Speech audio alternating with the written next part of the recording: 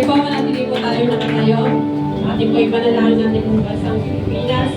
Hallelujah. Sige po, pwede po ba tayo pumalakpakan minsan ang ating Panginoon? Pwede po kayo mag-hallelujah. Panginoon, dakilang Diyos. Hallelujah. Tuloy kayo, Diyos na dakila. Ikaw ang Diyos na mabuti, O God. Maraming salamat, Panginoon. Minsan pa, Panginoon, sa pagkakataong ito, Panginoon, na maitaas sa panalangin ng aming minamahal na bansa, ang bansang Pilipinas, O God. Lord, sinabi mo nga po, Panginoon, sa iyong salita, sa 2 Chronicles, chapter 7, verse 14, sabi mo po dito, if my people who are called by my name will humble themselves and pray and seek my face and turn from their wicked ways, then I will hear from heaven and will forgive their sin and will heal their land. Lord God, sa gabi pong ito, we stand in the gap para po sa aming nation, O God, ang aming bansang Pilipinas, O God. Hindi mo po limit sa inyo, Panginoon, ang kaguluhan na nagaganap sa aming bansa, O God. Kaya Lord, sa oras na ito, ay pong itinataas mula, Lord, sa aming minamahal na Pangulo, Panginoon. Lord God, Panginoon, naniniwala kami, Panginoon, kalooban mo, Panginoon, ang maituklok ang aming Pangulo sa kanyang posisyon, Panginoon, sa Pangulong Bongbong Marcos, O God. Lord God, alangin namin, Panginoon, magkaroon siya ng banal na takot, hindi lamang po siya, but Lord, ang kabuuan ng lahat ng namumuno sa aming bansa. Mula sa Senador, Congressman, down sa barangay, Panginoon, Lord God. Lord, hallelujah, tawain mo po, Panginoon, ang aming bansa, Panginoon. Sa Espiritu, Lord, ng korupsyon, na nagaganap sa aming bansa, sa mga panahon ito, O God. Lord, hindi mo po itinulad mo, Panginoon, ang mga nararanasang pagbaha sa iba't ibang tao, Lord, ng aming bansa. Ang Lord, maihayag ang lahat ng kanilang mga ginagawang mali, Panginoon, lahat ng kanilang kasakiman, ang lahat ng korupsyon, O God. Lord, ikaw po ay nag-reveal ng lahat ng ito, O God. At ang dalangin namin, Panginoon, hindi lamang ito matatapos sa hearing, O God. But Lord, manalagot, Panginoon, ang lahat ng sangkot sa mga korupsyon ito, O God. Nakita mo, Panginoon, ang paghihirap ng aming mga kababayan na nalulubog sa bahal ng Kingdom Diyos. Lord, you are the God of justice, O God. Lord, kahabagan mo po pa ang Panginoon ng aming mga kababayan dito, Panginoon. Lord, ang lahat ng kanilang mga kinurak, Lord God, dalangin namin, Panginoon, na maibalik ang mga gamit, Panginoon, sa mga project, Panginoon, na kanilang nakuha, Panginoon, Lord God, ang mga kanilang kayamanan, Lord God, na para sa mga proyektong ito, ng flood control, Lord God. Dalangin namin, Lord God, na loobin mo, Panginoon, na magkaroon ito ng pagkakaroon, Panginoon.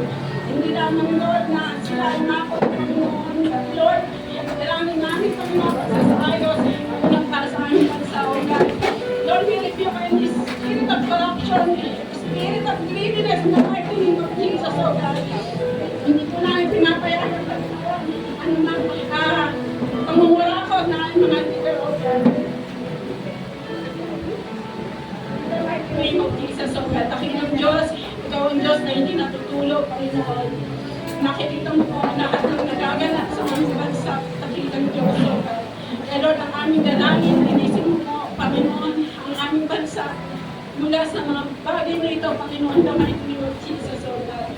Maraming salamat, Panginoon, naging Lord sa mga maging maayos, Lord, ang pag-iimbestigan na, O God, takilang Diyos. Lord, patuloy na aming dalangin, maging Lord ang aming mga investor, Panginoon, ay patuloy na ikaw ang nagpadala, Panginoon, maging Lord, sila pahirapan, maging Lord sa mga pagkuha ng permit, O God, na may corruption pa rin, Lord God. Take full control, Panginoon, para sa aming governance, O God, sa name of Jesus, O God. Hallelujah, Lord, dalangin namin, Panginoon, na patuloy na magkaroon ng maraming trabaho ang aming kababayan ng mga mami at Pilipino, O God. Ang Lord, hindi na mangingipang bayan pa, Panginoon, ang aming mga kababayan, O God. Lord, ay iniwala kami, Panginoon, kayang-kayang pagkalain ng bansang Pilipinas, O God. Hallelujah, in the name of Jesus, O God. Sinabi nga, Panginoon, Lord, na ang dami naniniwala sa iyo, Panginoon. Ang dami sumasampa sa iyo sa bansang Pilipinas. So, we are the Christian country, oh God. At Lord, hindi po ito mawawala ng kabulahan lahat ng aming panalangin, Panginoon, para sa aming bansang Pilipinas, oh God. In the mighty name of Jesus, sa iyo po nagkakaliwala ang lahat ng mga suliranin sa aming bansa, oh God. At Lord, sa gabi ito, patuloy po namin tinataas sa panalangin ang sama ng panahon na si Pag-ibig o Lord God. Lord, ang inalisan ng kapangyarihan ng Pag-ibig na ito, O God.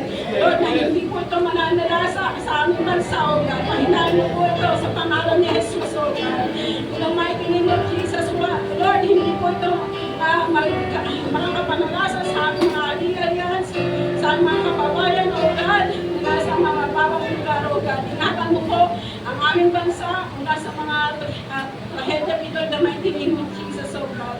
At Lord, ngayon pa lamang ito dinideklara na mahina po ang bagyo ito, O God, na mahina na po siya in the mighty name of Jesus. Itatabay mo po siya, O God, ng mga mabilis Panginoon para sa espero mo po ang aming bansang Pilipinas, O God. Maraming salamat, Panginoon. Ngayon pa lamang, Lord, inaangkin ang katutunan sa aming mga panalangin. For you said, O God, whatever we ask, in your name we will do it, O God. And you said, we believe, we receive, O God. Lord, sa gabi nito, ay po dinideklara, we believe,